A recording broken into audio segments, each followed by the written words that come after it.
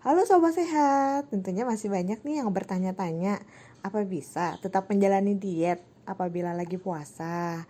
Yuk kita bahas materinya bersama ya, gimana sih puasa tetap lancar tapi diet tetap nyaman? Nah, sahabat sehat, apabila menjalani diet saat puasa, tentunya banyak yang menjadi khawatir karena saat puasa akan timbul rasa haus, rasa lapar, ada perubahan jam tidur dan juga pilihan makanan yang sangat beragam saat berpuasa. Tapi tenang sobat sehat, ada solusinya nih. Bagaimana sih cara atasin kendala saat puasa? Yuk kita bahas bersama. Nah, saat puasa tentunya kita tidak minum ya selama kurang lebih 12 jam. Dan ini akan menimbulkan rasa haus sobat sehat. Namun tetap loh kita harus pastikan kalau tubuh kita nggak kekurangan cairan agar tidak dehidrasi. Nah, kebutuhan cairan itu adalah 40 ml per kilogram berat badan ya, atau 8 gelas sehari. Selain itu, air juga berfungsi sebagai pelumas bagi sistem pencernaan untuk dapat bekerja lebih optimal. Nah, oleh karena itu, tetap dalam menjalani diet walaupun berpuasa, dipastikan bisa diatur nih waktu minum air putihnya dengan pembagian waktu minum pada tampilan slide ini ya.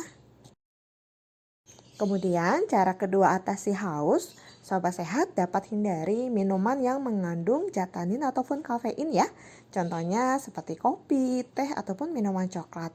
Kenapa sih begitu? Karena dapat menyebabkan efek diuretik, yaitu salah satunya dengan jadinya buang air kecil kita jadi sering, sehingga bisa menimbulkan rasa haus yang berlebihan.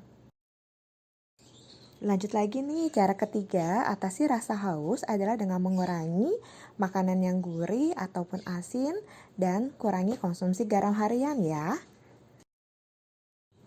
Nah, kendala yang kedua adalah rasa lapar. Tentunya sobat sehat saat berpuasa pasti akan timbul rasa lapar ya. Tapi jangan sampai nih rasa lapar ini bikin kamu lemes karena diet saat berpuasa. Nah, untuk mengatasinya, pertama, jangan lewatkan makan sahur. Karena sahur ini penting banget loh sobat sehat karena dapat untuk membantu sel-sel tubuh kita untuk menjadi sumber energi. Selanjutnya saat sahur tetap memperhatikan kombinasi makanan yang dikonsumsi ya. Dianjurkan konsumsi makanan yang lengkap gizi seimbang. Maksudnya gimana nih? Jadi gini sobat sehat, setiap kali makan harus ada sumber karbohidrat. Nah, untuk makanan sumber karbohidrat ini, sobat sehat bisa memilih jenis makanan yang karbohidrat kompleks karena mengandung tinggi serat dan membutuhkan waktu yang lebih lama untuk dicerna oleh tubuh sehingga bisa kenyang lebih lama. Nah, untuk contoh makanannya ada nasi, nasi merah, kentang, sereal, ataupun lainnya. Kemudian harus ada sumber proteinnya ya sebagai zat pembangun. Contoh makanannya adalah ayam, daging, ikan, telur, tahu ataupun tempe. Dan jangan lupa konsumsi sayur dan buah juga ya sebagai sumber vitamin dan mineral serta serat. Dimana serat ini penting loh, sobat sehat yang dapat membantu membuat pengosongan lambung kita menjadi lebih lambat dan membuat suatu zat seperti gel di saluran cerna sehingga bisa kenyang lebih lama. Nah, yang ketiga, perhatikan pola makan ya, sobat sehat. Pastikan asupan kalori harian sesuai dengan kebutuhan kalori harian kamu.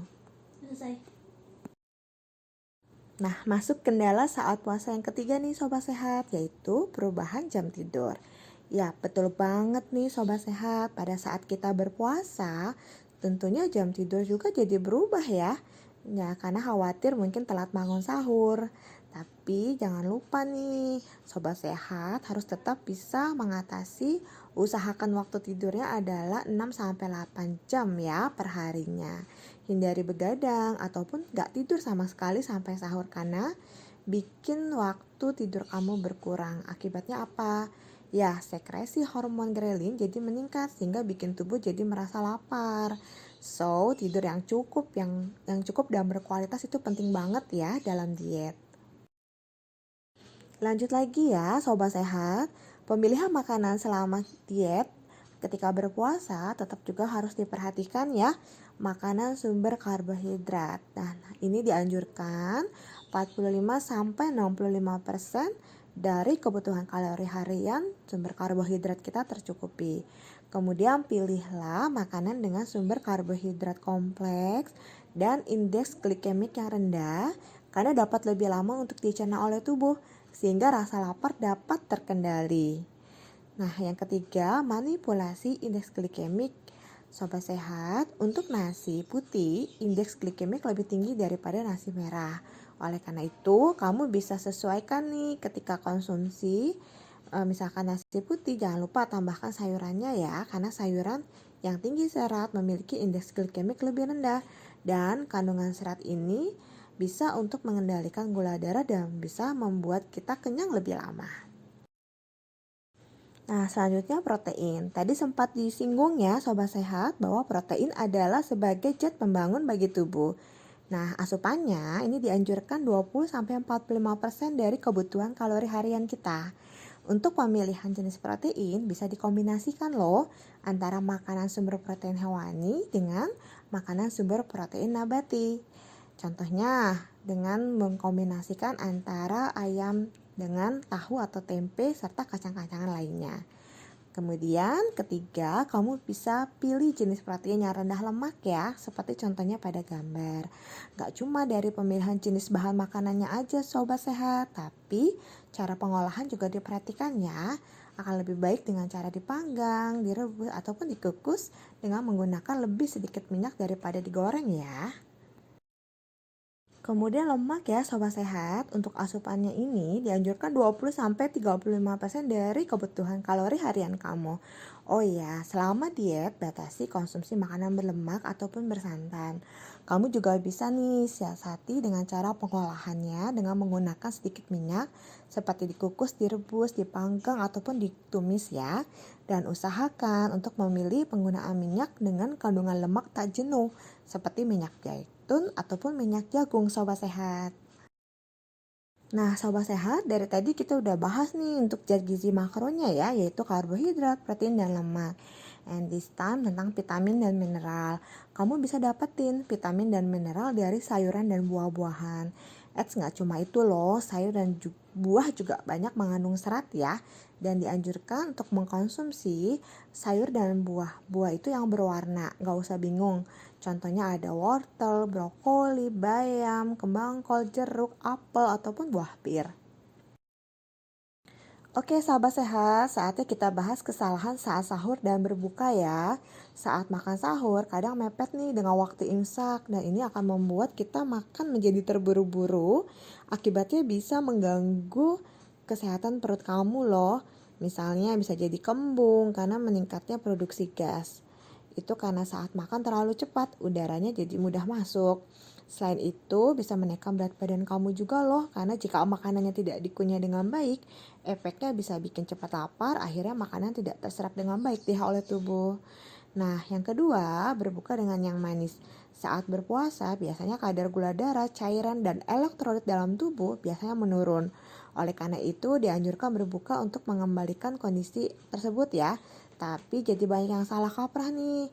Banyak sekali yang berbuka dengan yang manis biasanya dikonsumsi adalah makanan dan minuman yang tinggi gula. Alhasil kadar gula darahnya menjadi naik drastis, tetapi tubuh masih merasa lapar dan justru semakin menginginkan makanan dan minuman manis.